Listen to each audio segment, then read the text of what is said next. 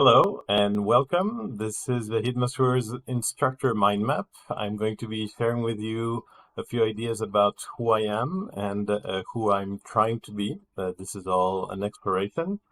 And as a facilitator or teacher for this course, I think it's only fair that I tell you a few things about myself, and I hope to learn at least as much about you as I'll be sharing this video. So I hope you receive this as a warm welcome. I love teaching personally, and my hope is that you love learning as much as I love teaching, and that's where we'll meet and where we'll start from. Now, an initial question I usually get is, I have a name that sounds sometimes exotic to people. So I tend to get a lot of questions about what my background is, where I come from, and all this. So if you want to go in depth about who is Vahid, I invite you to look at a blog post I made back in 2018 that contained this mind map.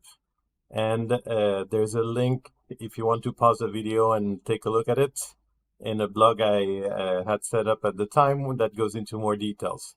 But perhaps for today, it's enough to try to answer the question of where does Vahid come from? And the shortest answer is complicated, but perhaps the most simple answer is Vahid is a world citizen. That means I have resided in 7 countries so far. I'm on my 8th right now. I speak fluently 4 languages, so just the basics: French, Spanish, English, Portuguese. And my roots include Persian or Iranian heritage and a French heritage. Now, between you and me, my French heritage is much stronger than my Persian heritage. Just don't tell that to my Persian family. Now, one interesting thing to know about Vahid as an instructor is that I initially began my career as a psychologist, an organizational psychologist, and I quickly devolved into training and designing training and offering training in different forms. And from that experience, I've developed a few key ideas over 3 decades of practice. And one of those key ideas is that universal participation is really required for learning to be collective. And I hope that during this course, we will be exploring together ideas and discussing together and interacting together in such a way that we establish some collective learning, and we'll see what that can mean. But perhaps one short sentence or short idea is that the course can, and I hope will, become a community. So together we will work together to grow knowledge, nourish knowledge, and share knowledge together. I try to keep the course as dynamic as I can, and for that I rely heavily on Kolb's learning cycle. Google it. I think it's a very interesting approach to learning, and we'll see how we can apply this to this particular course. Another aspect that I think is useful is that feedback and quick feedback loops are the best at fostering learning. So I'll try to keep feedback as quick as I can during the course and throughout the activities we'll be working on. Now, if Vahid is the teacher, what do I think about education? That might be something that's relevant as well. So let me share a few ideas. First, I think that we are very much witnessing a revolution on what education can mean, and this revolution is ongoing. Its foundations have been laid, and that leads me to a big question I have and I'm exploring, which is, what should education look like in the 21st century?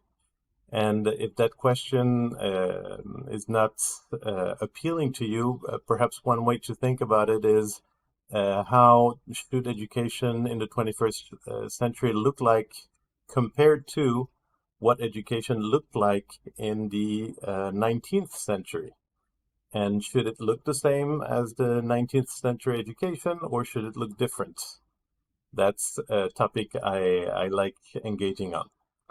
And of course, ICTs, the information and communication technology, is one of the big drivers, I think, of educational transformation. And I'm sure that during this course, we'll be experimenting with as much ICT-based technology as we can. Another concept that I've been trying to develop is the idea that perhaps there are 3 C's to education. The first C is competency. So I'm a fan of competency-based education. We'll discuss the learning objectives of this course in terms of competencies that I hope you will develop and acquire and be able to show me that you have acquired by the end of the course. So I hope that this will be one of the ways we can interact with each other in terms of discussing what are we trying to learn, what are we trying to become able to do throughout the course. The other C, the second C is one C that you are very familiar with. All educational systems really have devolved into becoming content generators and content diffusers. And I think that perhaps too much emphasis on content has been made during the 20th century in detriment of competency and community. So I'll try to foster as much interaction around content as possible, and perhaps de-emphasize the amount of content we'll try to cover during this course.